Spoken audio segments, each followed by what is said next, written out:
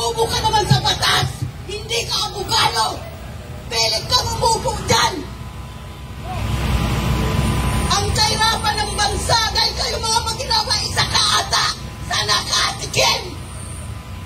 Kaya ganyan ka! Una pa lang! The floor is yours, ilabas mo ang iyong sama ng loob. Ang gusto ko lang, balitan ulit ang Senate President ng Bobo! Mga bobo, lalo na silang sola ng isang pamilya sa mga kuragot ng politiko! Hindi na kayo naawa sa amin! Nagdurusa kami! Mga hayop kayo! Ikaw na! Bongbong Marcos Bagat! Isa kami sa mga nabunol mo! Isa pa ako sa nangampanya! Pati ka mag-aala ko! Manalo ka lang na hayop ka! Hayop talaga! Nabunol mo kami! Hayop ka! Mag-resign ka na! Isa ka pa kinisuto! Kandidato ka nga sa impyerno!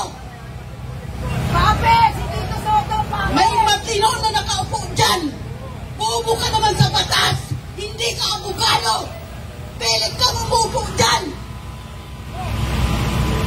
Ang kahirapan ng bansa dahil kayo mga maginawa isa ka ata sa nakatikim! Kaya ganyan ka! Una pa lang atat-atat ka na sa kapangyarihan ng damay ka pa! Imbis maganda ang imahe ng pamangkin mo! Dinamay mo pa! Kaya ikaw, Tito Soto, bumaba ka na dyan! Pabalikin mo! Paupuin mo yan ng mga abogado, hindi ikaw! Dahil wala ka na lang sa batas, pa-English ka lang magali ka, pero sa batas bobo ka! Anong natin ka? Bobo! At ang sagot ng taong bayan, ang tao, ang bayan, ngayon ay lumalaban! Ang tao, ang bayan, ngayon ay lumalaban! Ang tao, ang bayan, ngayon ay lumalaban! Ang tao, ang bayan, ngayon ay lumalaban! The people united will never be defeated! The people united will never be defeated! The people united will never be defeated! Tumatagundong ang boses ng sambayanang Pilipino. Manginginig ang mga magnanakaw. Papalapit na ang paghuhukom ng taong bayan. Maniningil na ang sambayanang Pilipino. Simula sa araw na ito, hindi lamang dito sa EDSA Ortigas na daan, tumatagundong ang panawagan, Marcos Romualdez palayasin. Nagwo-walk out ngayon ang mga mag-aaral sa loob ng UP Diliman. Kasama po ang UP Miagao at iba't iba pang mga UP campuses. Tinawag din po nilang Black Friday protest ang kanilang pagkilos na ito. Kanina po, naghahanda na ang mga retired military and police na mga general at mga colonel sa Lunes po ay magkakaroon ng pagkagundong papunta sa House of Representatives. Ipapadlock na at isasarado na ang House of Crocodile.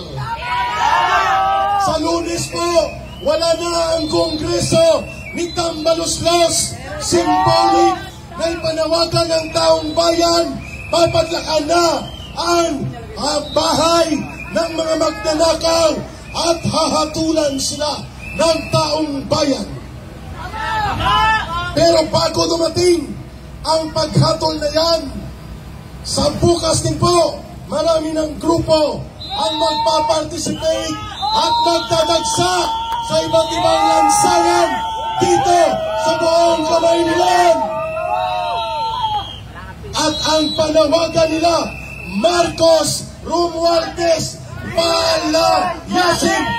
Marcos Romualdez palayasin! Marcos Romualdez palayasin! Ayan, alas 4:45 pa lang. Hindi pa alas 5, may ulan pa, partida yan. Ang taong bayan galit at nananawagan ng pagkakataon ng buhos ng kanilang damdamin ay muling sumiklap upang ang katarungan at katuwiran ay mangingibabaw sa ating bansang minamahal.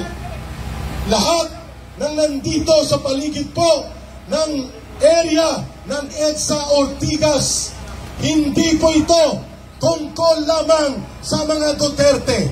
Hindi po ito tungkol sa kulay ng politika.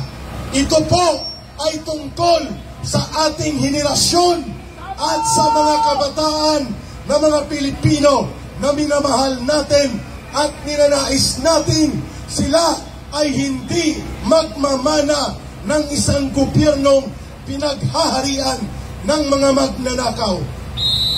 At the count of 5 to 0, sisimulan natin ang unang buwelo ng ating pag-iingay na ang ating mensahe. Ang tao, ang bayan, ngayon ay lumalaban. Ang tao, ang bayan, ngayon ay lumalaban. Ang tao, ang bayan, ngayon ay lumalaban. 5, 4, ilabas ang mga pito, ang mga paltog at pag-ingay. 5, 4, 3, 2, 1, go!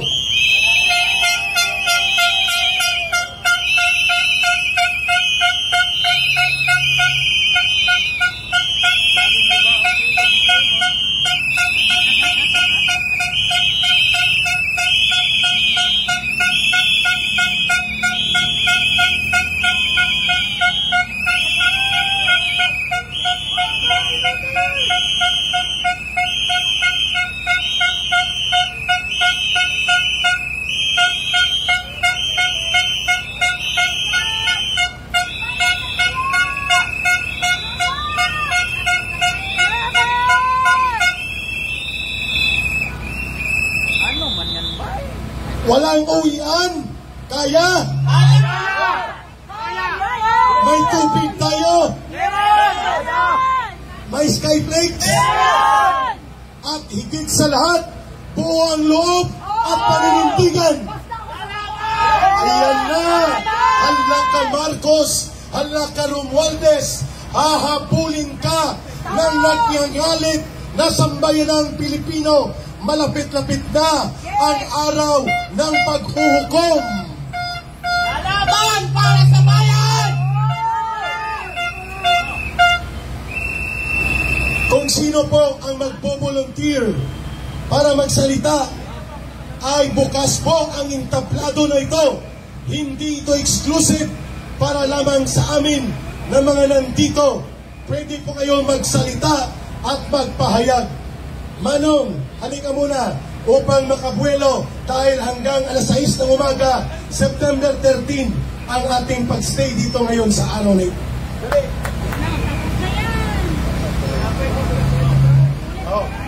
At ang sino pa mag-volunteer?